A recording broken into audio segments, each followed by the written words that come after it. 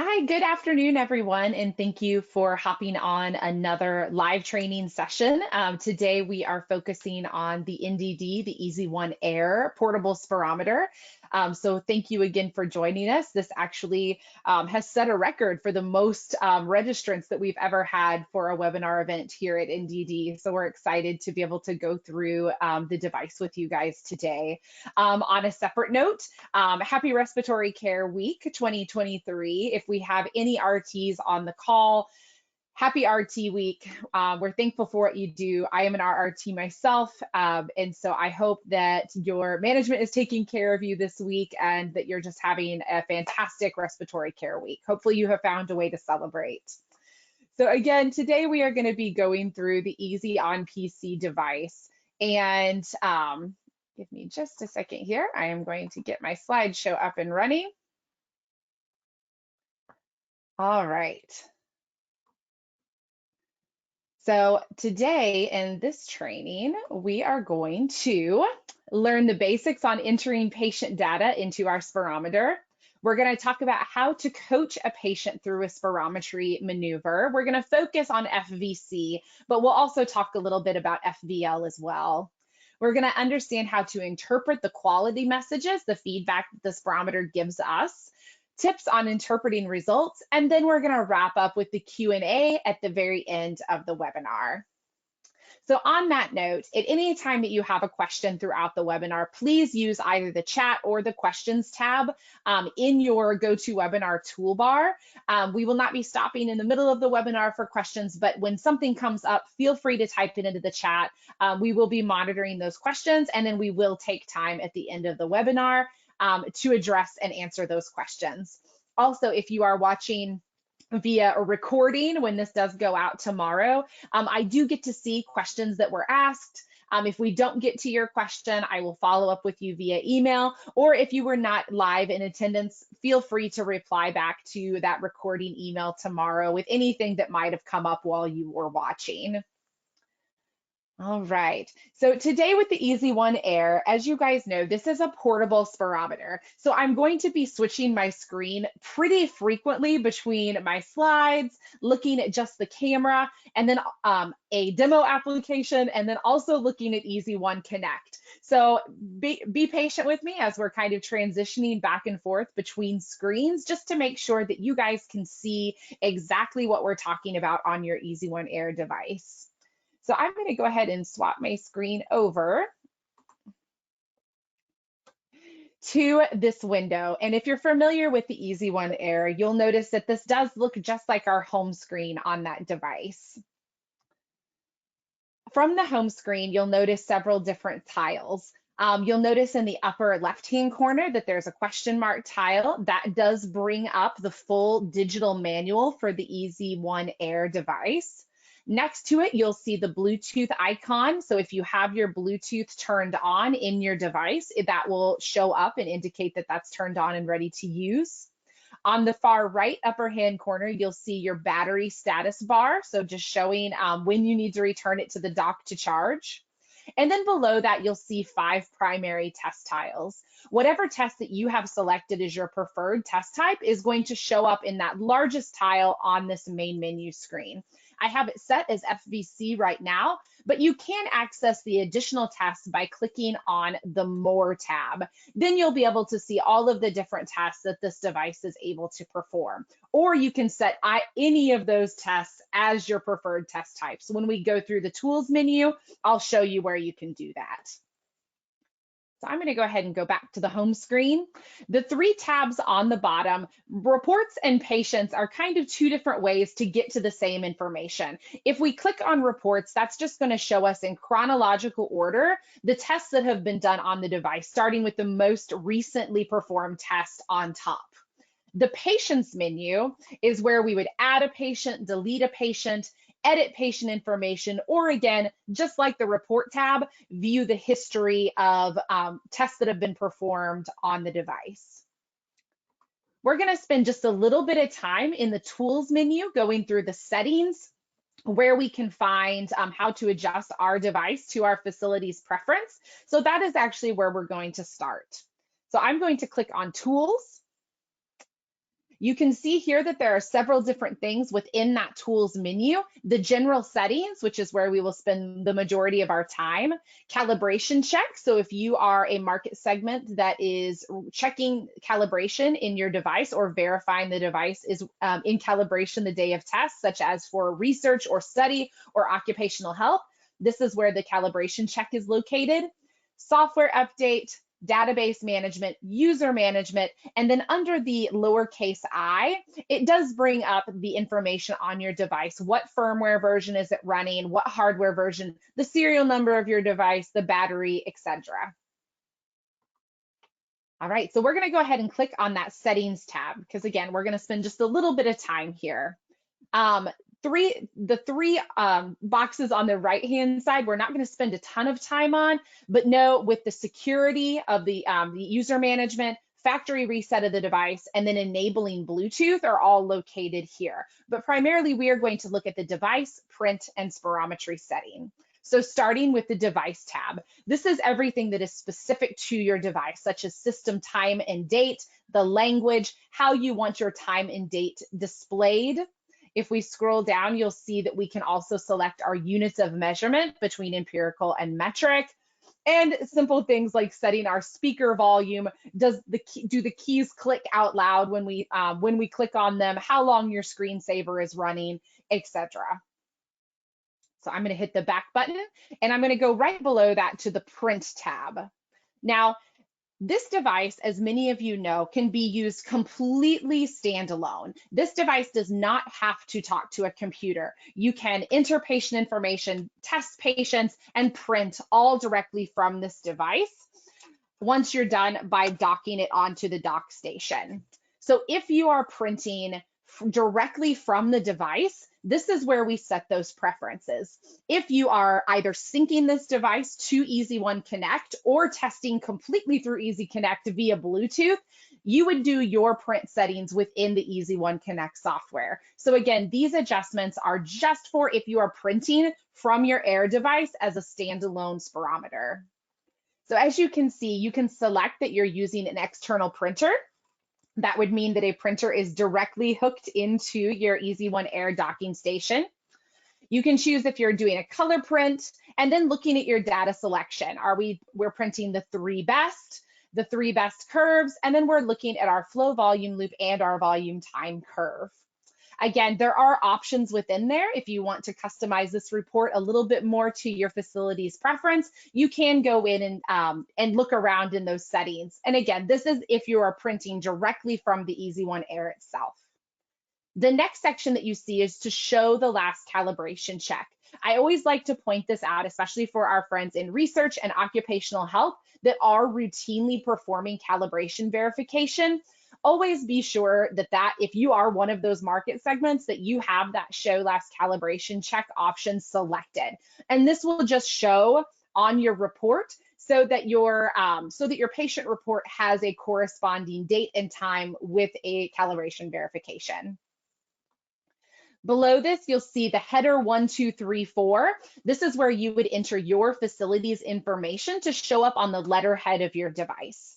Again, this is only for if you're printing directly from the EasyOne Air. If you are interfacing with EasyOne Connect in any capacity, you would adjust those settings in EasyOne Connect. And then the last two are just our margins for our printout.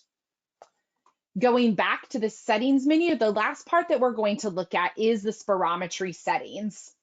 So if I click on spirometry, you'll see that it starts with what spirometry standard is selected, the ATS ERS 2019 or the 2005. Below that is where I was talking about earlier, where we can select the preferred test type or the test tile that is going to appear right when we turn on our device on the home screen. Below is the option to beep during a maneuver.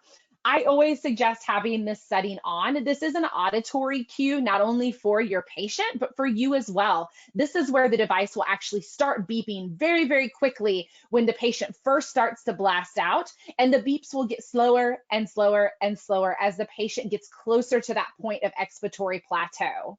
So again, I think it is a really good auditory incentive, and it's a good way for us to listen to how the patient's doing as well. Below this, on the next section, It's talking about our predicted value sets. So the predicted value set number 1 would be for adults. Predicted set 2 would be a separate pediatric. And then the next is the system interpretation. So we do have lots of options available. So I have the GLI 2012 selected as my predicted set.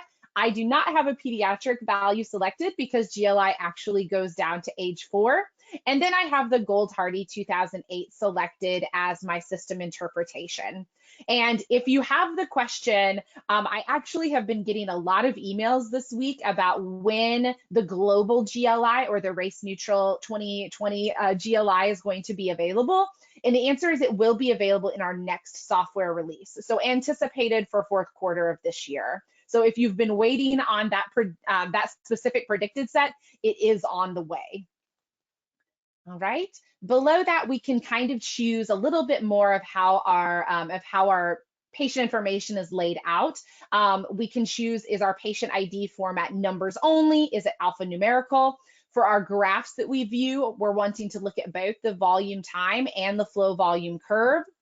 We're wanting to show our predicted range. Lung age calculation, again, completely up to your facility.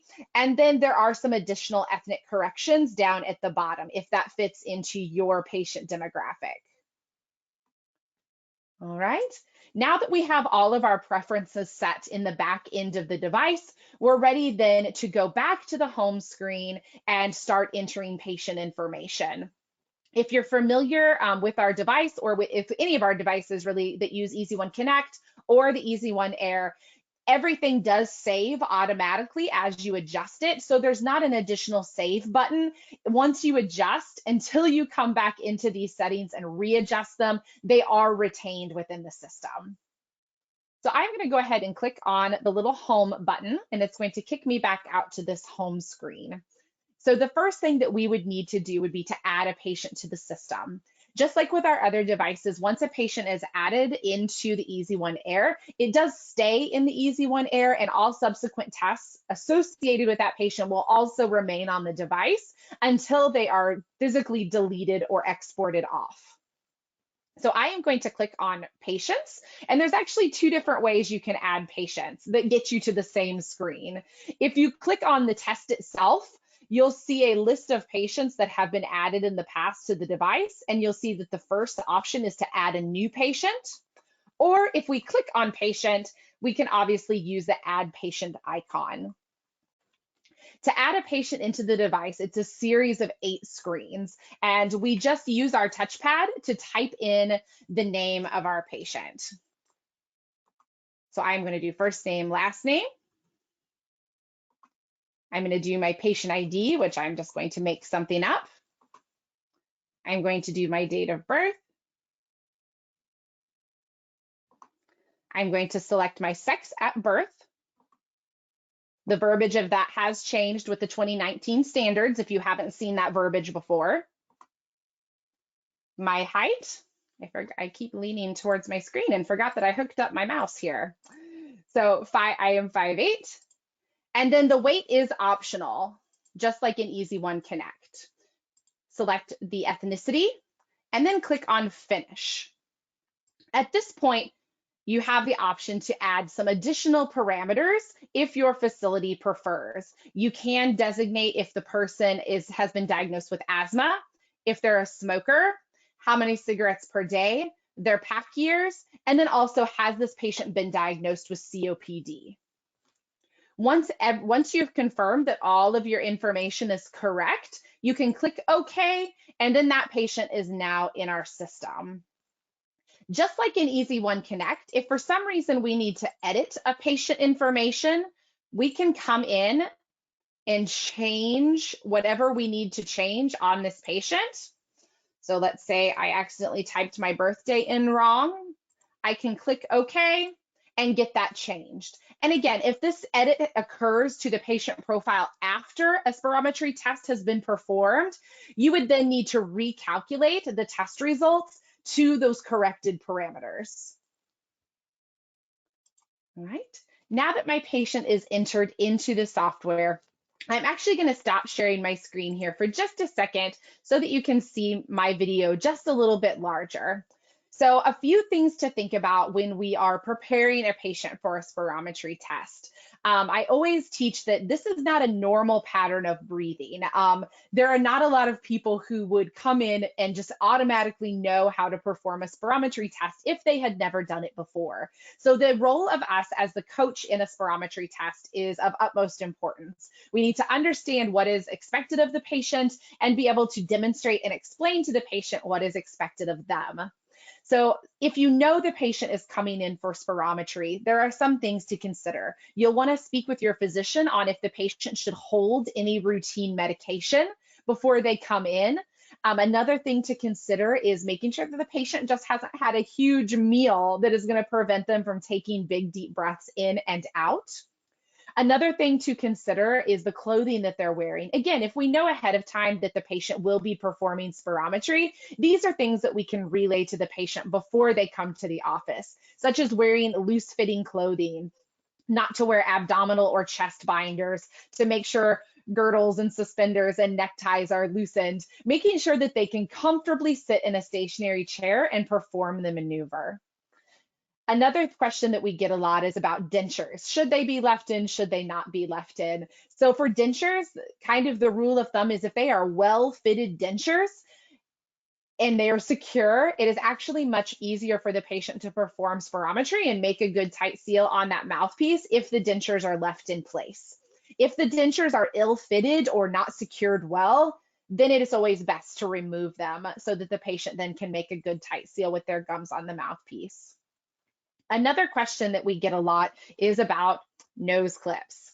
So I recommend nose clips for all maneuvers, but especially important if you are doing maneuvers that have an inspiratory component. So if you're doing an FVL maneuver or an SVC maneuver or an MVV maneuver, anything that has an inspiratory component, you do want to make sure that you're applying nose clips to the patient or instructing the patient to pinch their nose. Again, we want to make sure that we're capturing every little bit of air that is coming in and out of the patient's lungs during spirometry. So again, we teach nose clips for every maneuver, but it's an especially a good consideration for if you're doing an inspiratory side of your maneuver. So to do the test, we do need few supplies. So if we are using our nose clips, we would need our nose clips. We need our flow tube mouthpiece.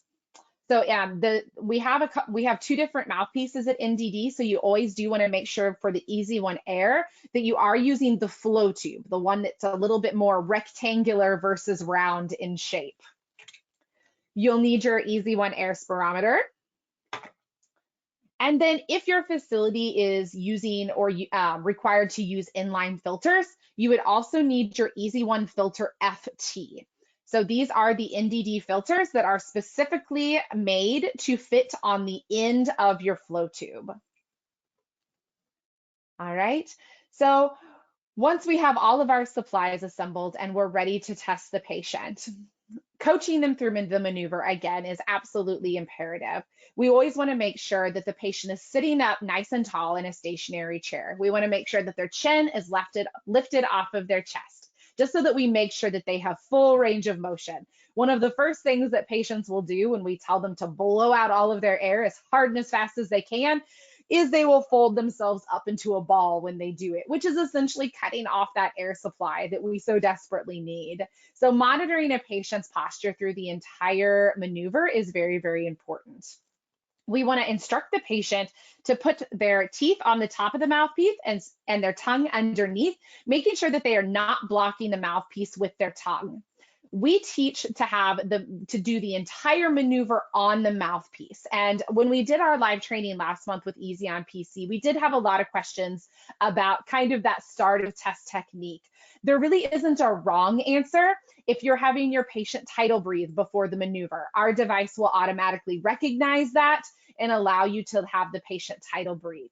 If you have them take their big deep breath, then make their seal and then blast out, the device is not going to start recording until it detects that blast out of air. So again, if that is your preference, then that is completely fine.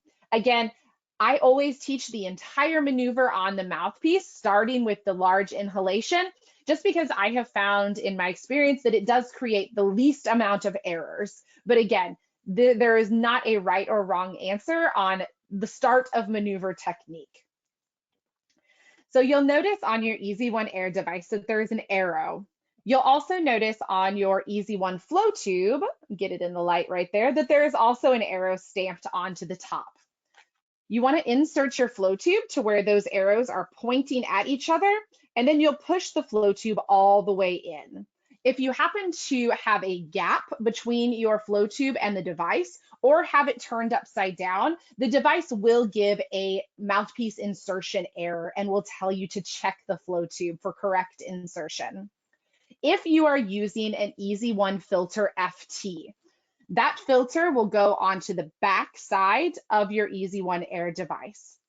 Always use a little bit of caution when you are putting the filter on, because occasionally when you put it on, you will pop your flow tube out to where it is not flush with the spirometer. So always just double check before you do your test that everything is sitting exactly where it should be. All right. So for this test, we're going to have that patient make a good tight seal on the mouthpiece with their teeth on top and their tongue on the bottom. First, we are going to demonstrate the FVC maneuver. So this is the exhalation only maneuver. Again, I will do a demonstrated FVL maneuver, which adds the inspiratory component at the end here in just a few minutes. So for this test, we want the patient to make their good tight seal, take a big, big deep breath in, and then immediately blast it out as hard and as fast as they can. We want them to keep blowing and keep blowing and keep blowing until the device senses that the patient has reached their expiratory plateau, meaning no more air is coming out. One of the biggest differences from the 2005 ATS ERS standards and the 2019 is that minimum of 6 seconds is no longer a part of the standard. So we need the patient to keep blowing out air until the device tells us to end the trial for FVC or to complete the loop if we are doing FVL. You will see that not only as a coaching message on the screen, but you'll also hear it as an audio cue from the EasyOne Air device itself. So again, good tight seal, big deep breath in, blast it out as hard and as fast as you can, keep blowing, keep blowing, keep blowing until the device ends the trial or in FVL prompts you for that second deep breath in. The patient will always feel like they are out of air before they are out of air. So as long as the spirometer is still registering that air is coming out, it is going to continue to lengthen the trial until that point of expiratory plateau has been reached. So I'm going to do a quick demonstration for you guys. And again, I have our demonstration software that lets us walk through the settings, but unfortunately that is not actually connected to my Air for testing. So we're going to look at the test a couple of different ways. I'm going to position myself so that you can see the screen of the EasyOne Air during the maneuver, and we're going to do a couple of trials that way. I'm then going to switch over to EasyOne Connect because I know that some of you probably do Bluetooth to the software so that you can see what the graph looks like in EasyOne Connect and so that you can see both the flow volume loop and the volume time curve a little bit larger on your screen versus looking at my little screen on the camera. So I'm going to get myself caught back up just like I had here. So I have gone back into my menu. I'll show you guys on the development screen here. So I have clicked on FVC. I have selected myself as a patient. And then I have one last chance to confirm that all of my data for this patient is correct. When I've confirmed that all of the data is correct, I would then click Start Test. All right. So I do have filter use enabled on my device. So the very first question it is asking me is, am I using a filter for this test? Yes or no. For this example, I'm going to select no.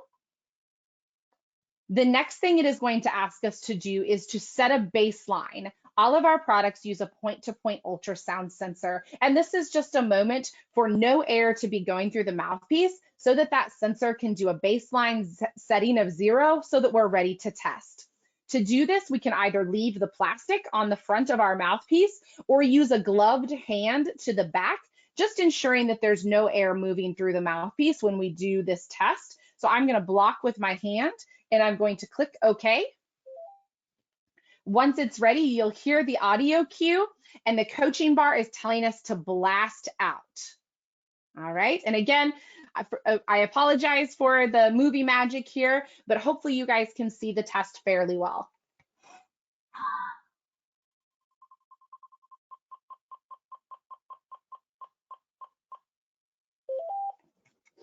All right. So hopefully you guys were able to hear a little bit of the audio cues through my earbuds a little bit. But when I first started to blast out, it started beeping those incentive audio cues really quickly. And then as I got closer and closer to my point of plateau, the beeps got slower and slower with the same audio cue at the end for a good test that we heard at the beginning. So just a couple of things on this screen, and we will look at this on an actual slide here in just a moment, but I wanted to do a couple of trials first so that you guys could see what the screen looks like. So you'll see that I have my good effort due next with my green smiley face. It's telling me that both my FEV1 and my FVC are acceptable. And then my options are to add a trial or to view the trial data. So I'm going to go ahead and hop back over to my slides so that you guys can see what this looks like a little bit larger. All right, there we go. So again, the implementation of the smiley faces was something really big with the 2019 ATS ERS standards. So in the past, we always looked at our session quality overall. Was it an acceptable, was it an acceptable test? Was it reproducible? And then we got a letter grade based on that. With the 2019 standards, each individual trial is also looked at for acceptability, usability, and not acceptable. So that is what those stoplight smileys indicate that you'll see on your device. So the green indicates that both the FEV1 and the FVC were acceptable by ATS standards. And we'll talk a little bit more later about what that means. In the yellow, that would indicate that both parameters are at least usable, but one or the other is not acceptable. And then the red smiley face would mean at least one of those parameters is not usable at all. So I've actually also had a handful of people ask me about deleting trials since we have put out the invitation for this live training. Down on the bottom of your screen, you will see that there is a trash can where if it was a completely awful, horrible trial, you can delete that trial. But again, our software does follow ATS 2019 standards. So it's going to only take your 3 best trials or your best values to apply to your report. So if you continue to add trials like you should, most likely that red sad face is not going to be included in your final results anyway. But again, there is an option to delete each trial, and it's that trash can that you see there on your screen. All right. And again, you can kind of see here on my screen where it said either to add a trial or to view the data. If you click to view the data, it actually gives you a little bit more information about what went right and what went wrong in the trial. So it does do that very detailed breakdown of the FEV1 and the FVC, what was usable, what was acceptable, what was not usable. It also does give you the coaching. So why was it only usable? Oh, plateau time wasn't met, or exhale longer till completely empty. So maybe the patient didn't make it all the way to that point of expiratory plateau. So we know that their FVC is underestimated. This is where you can kind of get that session quality breakdown, just like you can in EasyOne Connect on your EasyOne Air. All right. All right, I'm going to do another test for you on the device itself and actually finish out this trial. And then I'm actually going to link via Bluetooth to EasyOne Connect so that you can see what that testing screen looks like as well. All right, so I am going to choose to add a new trial on my device. You'll hear that audio cue again that the device is ready to go, and the coaching bar is telling us to blast out. So teeth on top, tongue on bottom, big deep breath in, and then immediately blast it out as hard and as fast as you can until the device tells you to stop.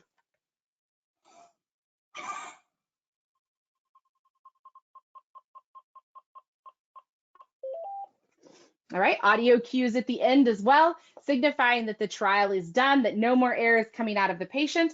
And again, you will get your stoplight smiley. It will tell you good effort, do next. It will give you the acceptability of your FEV1 and the FVC, and then give you the option to add a trial or to view the data. So other things that the device could say besides good effort, do next. It could tell us that the patient needs to blow out faster.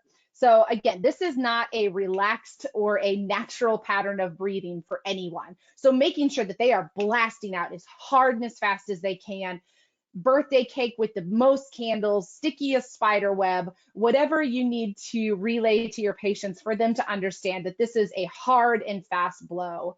It can also tell us that the patient needs to blow out longer, so they didn't make it all the way to that point of expiratory plateau. And a lot of times with that, we'll also have our yellow smiley face showing that we didn't make it all the way to FVC.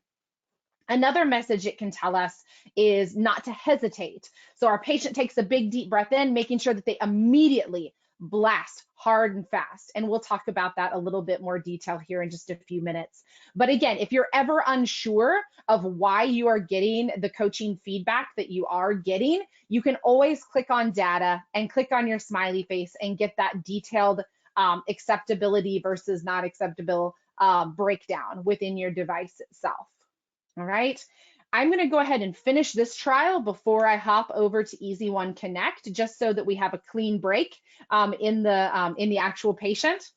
So again, I have the option to add a trial or to view the data. So I'm going to add trial, listen for my audio cues. The coaching bar is telling me to blast out, good tight seal, big breath in, immediate blast out, hard and fast.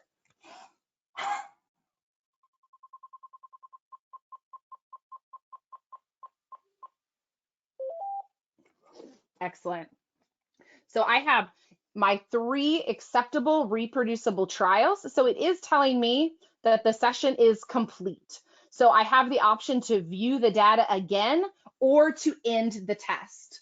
So with spirometry, we always need to make sure that we do have a minimum of 3 acceptable and reproducible trials, meaning not only do they meet standards, but they also each trial looks nearly identical to the next. They're reproducible. And that's where our overall session quality grade comes in, which is what we're going to talk about next in just a few minutes. So until we get the message, session complete, great job, we need to continue to add trials. So often I get emails, our service and support get emails about, I did 3 trials, but I still have an F grade. Why is that? They were not acceptable. They were not reproducible. There was something in those. The rule of 3 is only if those are 3 acceptable, reproducible trials. Again, we need to continue to add trials until we see session complete, because then we know that we have met all the criteria for an acceptable and a reproducible test. So meaning an A or a B letter grade. All right, so again, I know that this is a little bit hard to see, but we will expand it into EasyOne Connect just in a moment so that you can see what that looks like. So you can see here, again, it's giving me the option to view the data or end the test. If I click to end the test, it's going to bring me to my results screen. Because of the size of this screen, what it is displaying when I click end test, this is our session best and our percent predicted displayed. Down below, you'll see the session quality grade, which is an A. We're going to go through that grading chart here in just a moment. The system interpretation is reading this, sorry guys, I'm trying to hit the glare here, as normal spirometry. And down below, you'll see that there are now 4 options to add another trial, to add a post bronchodilator, to print the report, or to finish. So again, if you are using this as a completely standalone device, at this point, you would pop out your patient mouthpiece, you would wipe down the device. From this screen right here, you would place your device on your dock that is connected to your printer, and all you would need to do would be to hit the print button. And then it would send the report to the printer, and you could click finish. If you are syncing to EasyOne Connect for your report, you would want to make sure that you click finish and return EasyOne Air to its home screen prior to docking and syncing with EasyOne Connect. It has to be on the home screen to be able to pull that data over to EasyOne Connect. All right, very quickly before we hop to EasyOne Connect, I did want to kind of go through that quality grading. What does it mean to get an A grade or a B grade? So I'm going to go ahead and pull this back up. All right, so what does this look like? And again, this is not NDD's grading scale. This is actually from the ATS ERS 2019 standard. And this spells out very, very clearly how we get an A or a B grade. So looking at the A, we would need 3 or more acceptable maneuvers with a repeatability range between 1.5 liters. Okay, and it does have it for both pediatrics and for, sorry, I'm getting my toolbar out of the way here. All right. So showing that a repeatability range between for pediatrics and for adults. So if you are getting an F grade on your session quality, you can look very easily that means that you have no acceptable and no usable tests. So you would need to continue to add trials until you were able to get something that is acceptable. And then once you start building trials, that repeatability is present as well. On the screen that I just showed you on my EasyOne Air, as you can see on this slide, it does have, that's a little bit bigger picture of what you see with your best parameters. If you do click on that best parameter where the actual values are, it will expand out so that you can see every single trial. Down below, if you click on where it does say session quality, it will pop over to that other box that you see with the repeatability and that quality grade.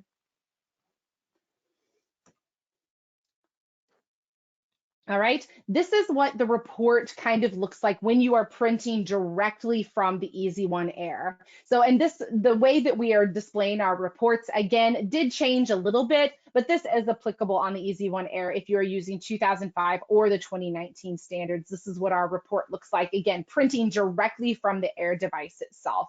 So our actual values are shown first in bold, followed by the lower limits of normal, the Z-score, and then the 2 predicted columns, the percent predicted and the actual predicted value, followed by your 3 best trials. So in this example, this person's best trials were 3, 4, and 2. Below that, the Z-score graph is also now displayed on the EasyOne Air report.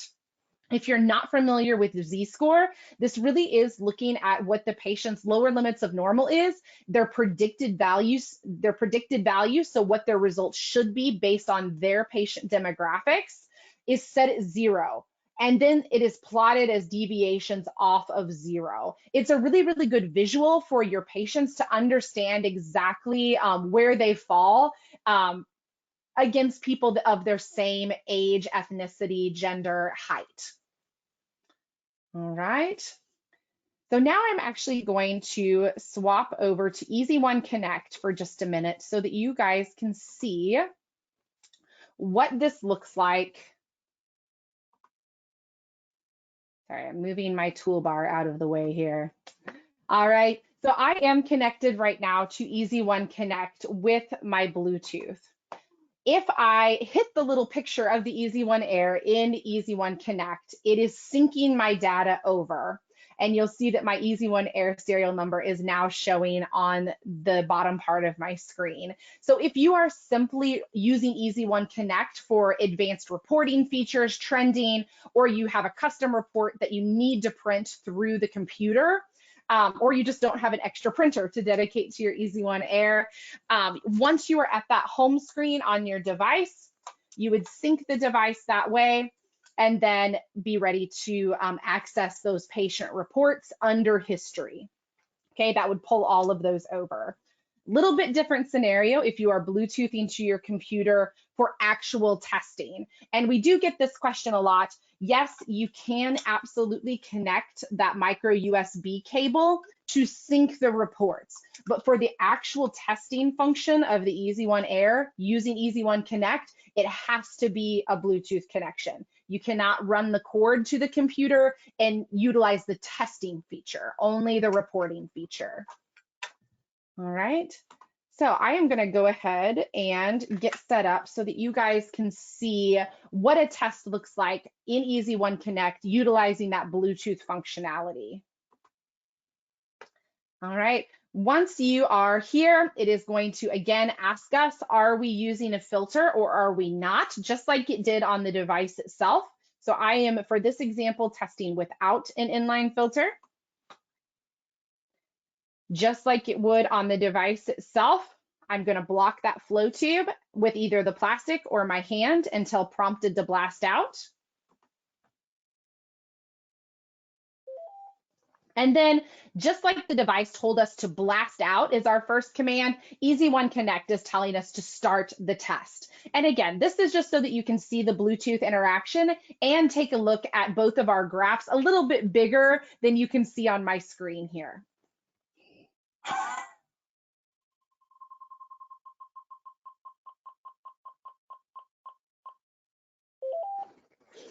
Awesome. So between every test, you will see that synchronization box pop up. Again, that is just from the device to the software, making sure that all of that data has come over appropriately. Just like you saw on your screen, if you choose to view the data on your EasyOne Air, you'll see that when connected to the software, that data is viewable in the lower left-hand corner, our session quality grade in the middle, system interpretation in the middle. And then if, again, just like on our Air, if we click on our smiley, we do see that detailed pass-fail breakdown for both the FEV1 and the FVC per trial. All right, I am going to go ahead and demonstrate an FVL maneuver before we wrap up and move on to questions and answers, because I want to make sure that we do leave plenty of time for question and answer.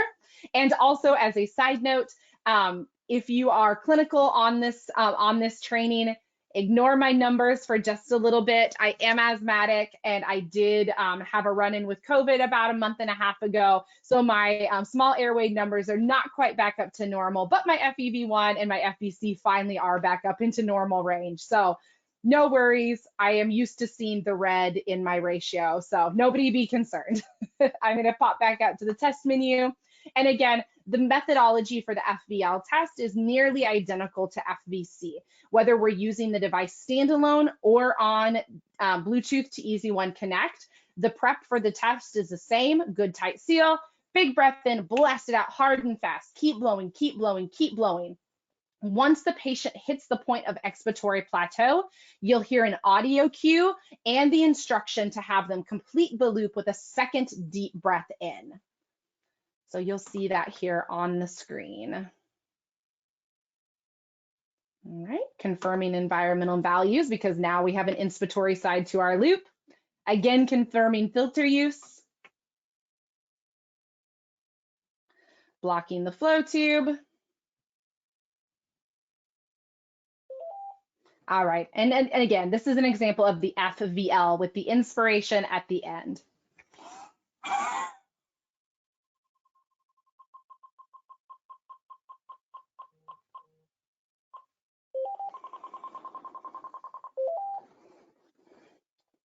So again, I'm not sure that the audio cues are going to pick up through my headphones, but you did see the coaching bar change on the screen that once I met the point of expiratory plateau, it did tell me expiratory plateau has been reached and to take a deep breath in.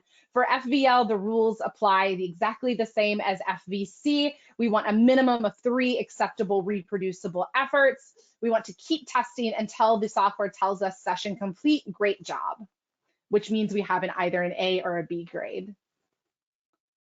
All right, I'm going to quickly pop back over to my slides so that we make sure that we have plenty of time for questions. All right, looking at the grading, we talked about that. And so just finishing up here in the next couple of minutes with what defines that acceptable maneuver. The first thing is making sure that we do have an explosive start to our trial. So this means no hesitation. We want to make sure that as soon as they take that big deep breath in, that they are immediately blasting out as hard and fast as they can. Again, you will have an error if this is out of range, that hesitation was detected. So always just make sure that the patient immediately blasts hard and fast. I know an RT that always claps their hands. I know some people that will jump and yell, making sure that they understand that it is the hardest, fastest breath that they have ever blasted, so that we make sure that we meet this acceptability criteria. I keep forgetting that I have my mouse plugged in. All right, and the next criteria that define an acceptable maneuver is an abrupt stop or a glottic closure. This is when the patient's airway shuts off after, in the first or after the first second of expiration. And you can see that either it'll abruptly flatten on your volume time, drop straight down on your flow volume curve. Most of the time, it is because of what I mentioned earlier, when a patient will wad themselves up in a little ball when they're blasting out. So normally keeping that chin off of the chest, watching and maintaining patient posture throughout the maneuver prevents this from happening. The next one is a cough. This is for all of you who do testing, you know this is so common. A lot of times a patient will take a big deep breath, and when you tell them to blast out as hard and as fast as they can, it does cause them to cough. Again, you can either delete the maneuver or move on from the maneuver, knowing that it's not going to be included in your report.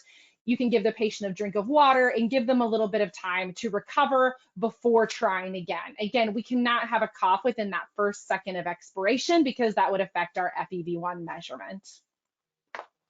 The next is extra breaths. So patients are really sneaky. They try to sneak little extra breaths in when they are getting close to expiratory plateau and they feel like they're out of air. So we want to make sure that the patient is not taking extra breaths. They understand that it is one solid blast out. And again, if you are using, if you're not using nose clips and you notice extra breath, absolutely put them on your patient so that they are not trying to sneak those in through their nose. All right, here's that repeatability criteria one more time for us. So making sure that one trial looks like the next, Another common question that we get is, I have 3 green smiley faces, but it's not telling me session complete. Why is that? And 9 times out of 10, it is something to do with repeatability. You have one trial that is out of range of the others. So it's going to want you to continue to add trials until you have 3 acceptable and reproducible trials. All right, I am going to go ahead and stop sharing that screen for just a moment here. And with about, oh goodness, about 10 minutes, about 12, 13 minutes left in the webinar, I want to make sure that we do have time to address any questions that you guys have that have come up throughout the webinar. And again, if we don't make it to your question, please know that I will be able to see those questions that have been typed into the chat or the question bar. So I will be able to follow up with you after the webinar is concluded. So I know that Joy and Bianca are on kind of helping moderate. So do we have any questions, Joy? We do have quite a few. Thank you, Okay. Jamie. That was a wonderful presentation and definitely sparked even some further curiosity. So one is something we hear quite a bit of, and the first question that was asked is, do we have to perform a daily calibration? So I hit on this just a little bit. So again, our devices do use a point-to-point ultrasound. This is not affected by temperature, barometric pressure, humidity. We can move our spirometer from room to room, from place to place with the confidence that it is not going to affect our measurements. However, you are welcome to check calibration as often as needed. There are a couple of market spaces or customer bases that will always check calibration. The first of those being occupational health. NIOSH and OSHA do require a daily calibration check, a multi-flow calibration check to assure that the device is working correctly when testing patients. Another is for research. A lot of times research will write into their protocols to perform a periodic calibration verification, just so that if their data is ever called into question, we can say, no, on this day that this patient was tested, the device was proven to be working correctly. As for anyone else, of course, follow your hospital or clinic procedures. If your bio department requires to validate that the device is working correctly, of course you would want to follow that.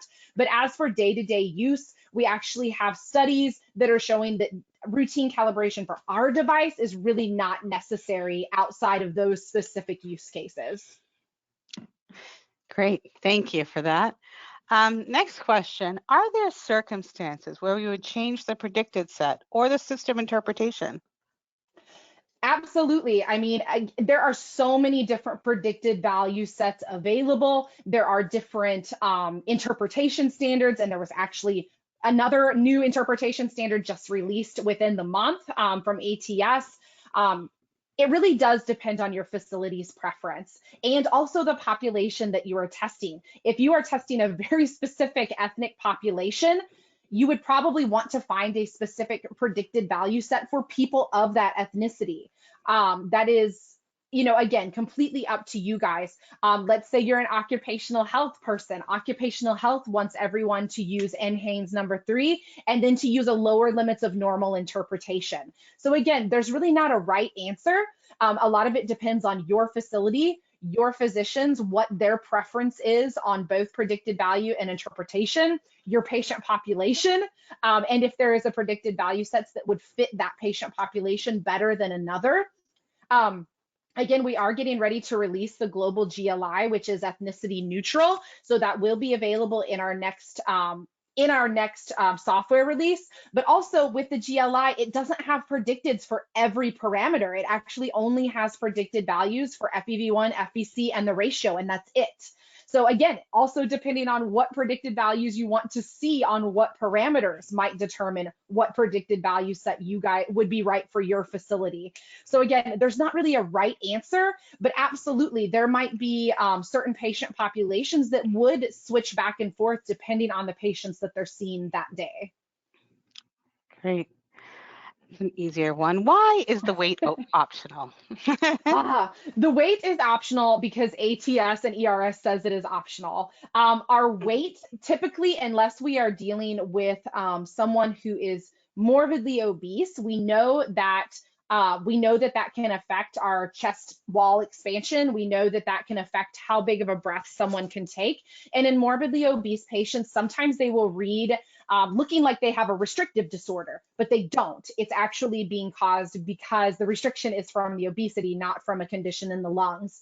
And so while the weight is optional, and I think it's always a good idea to enter the weight just because in our software, it will calculate a BMI, and that just helps your physician interpret that data to another level. Especially if the report is reading restriction, I think it's always important to have the weight. But again, ATS ERS, it's not a required parameter because it doesn't directly affect our predicted values. So what we say is normal, none of those predicted value sets utilize weight as a marker.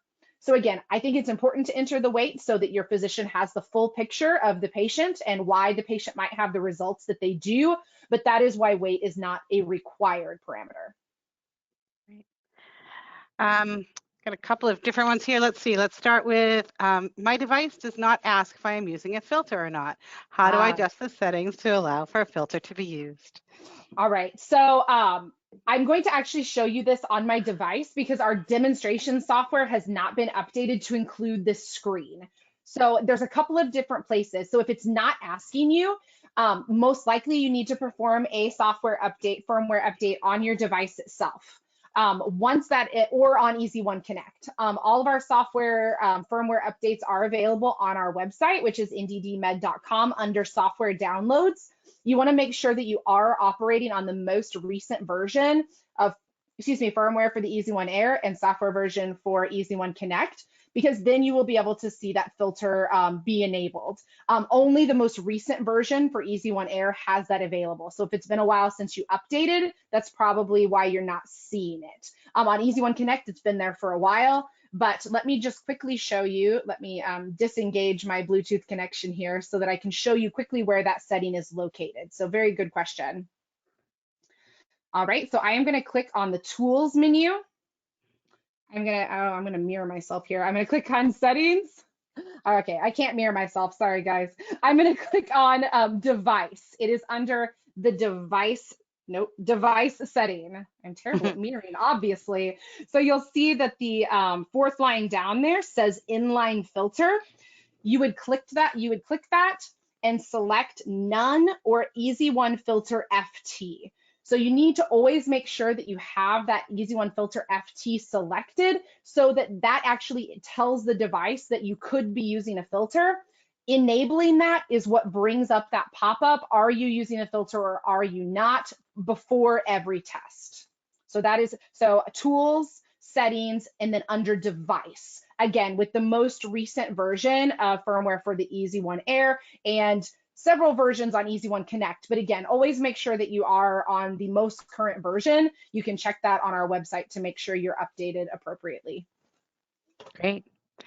EasyOne PC, does it have a beeping signal for coaching? No, EasyOne PC does not beep at us, unfortunately. With EasyOne Connect, though, our coaching messages are a little bit larger and our volume time curve is obviously displayed a little bit bigger. So we're able to actually visualize a little bit easier when that patient is nearing plateau. And we also do have those coaching messages that we're able to see a little bit larger on our screen. So the audio cues on the Air are really just because we don't always have the best visual of when the patient has the device in their hand. So that is something that is unique to the EasyOne Air for that reason. Okay, we do have quite a few more. I'm going to try to, pick some that have some commonality so that we can try to hit, two with one. I think really what you just covered on the software updates is how do you update the device to the ATS 2019 standard. So again, the firmware update that Jamie just talked about is covered there. Can you go over interpretation for some of the docs? So yeah, we can talk a little bit about interpretation. And again, we have a lot of new guidelines that are kind of floating out there. You know, we have 8 recommendations from ATS. We have the gold guidelines for COPD. We have that gold hardy interpretation. Depending on what interpretation standard you suggest, or excuse me, that you select, it's going to take you through a different algorithm. And if you want to see, honestly, to keep this short and sweet, if you want to see how the device is interpreting the test, please download the complete user manual because it does have every single one of those flowcharts included. So if you have Gold Hardy 2008 selected, this is the step-by-step how it is arriving at the patient is mild or moderately obstructed or mildly restrictive or mixed. It really does depend on what interpretation standard that you select. And my suggestion with that, there's lots of material that I could send you kind of on how to look at a test, what is normal, what is not. But honestly, selecting your interpretation standard and then finding how that interpretation standard interprets in the user manual is kind of the shortest answer to that question for today. If you have further questions on that, please email me. I can send you the snippets from the user manual or from the selected standard that shows exactly how that breakdown works. Great. A couple of questions are on sitting or standing. Sitting or standing. I think this question came up last month too, and it's always kind of a funny one for me. So ATS, you can sit or stand. Most patients do better in a stationary chair, sitting straight up and down, where you can monitor their posture. There are certain patient populations that taking a big deep breath in and blasting it out is going to be easier for them standing up. The 2 biggest things that I can think of are people that do carry their weight in their stomach, people that have very large stomachs. It's much easier for them to expand their chest standing, and also pregnant women. I always say, I am asthmatic. The only times that I have ever done spirometry standing up was the 3 times I was pregnant. So it is easier for some people to take a big deep breath while they're standing.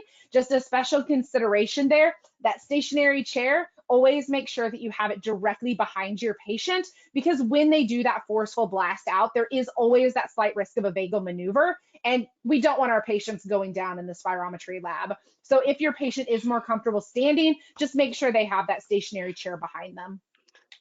Great. And I think we could probably end on this one. For Sure. the inhalation breath prior to blasting out, can the flow tube be in the mouth? Yes. And, we talked about that a little bit earlier. There's really not, there's a lot of different ways that we can start a test. Some people prefer to do some tidal breathing before the maneuver. Others will take the breath off of the mouthpiece, then seal and blast. Again, in my experience, doing the entire maneuver on the flow tube or the Spirette, if you're using the PC, is going to cause you the least amount of heartache. The device is not going to register that initial inhalation. It's only going to start recording at the blast out. So having the patient make their seal, do the breath, and then the blast out is going to make sure that there are not coordination issues, patient hesitation issues. Again, that is the way that I always teach. It is not right or wrong. That is just, from my experience, the way to get the least amount of start of test errors is to do that entire maneuver with the mouthpiece in the patient's mouth. Great. There are quite a few more questions in here, but I know we're right at the end of our time, so we want to be respectful there. I do see a few on here. It's how to update the software, and I wanted to just let you all know that you can call our support line at 877-904-0090, and it's option 1, and they can help you with that. And I know, Jamie, you mentioned you'll be going through these questions as well. There's some specific ones in there, so a lot of interest. Yeah, absolutely. We get, if you typed it into the chat, I will be able to see it once we get done and those analytics build for me from the session. So I will try to get through and make sure that if we have specific questions that I can either answer them myself or direct you to service to get those answered. All right. Well, again, thank you so much for joining us for another month. We actually are toggling next month. Our live session will be back to the EasyOne PC with hitting the EasyOne Air again in December.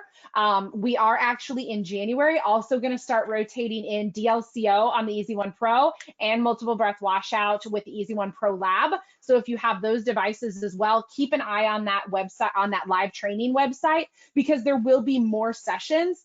A different session each month throughout 2024 as well. So thank you so much for joining us. We hope to see you again soon. Again, RTs, happy Respiratory Care Week. Go do something fun. And we can't wait to see you guys again at another live training session. Thank you so much.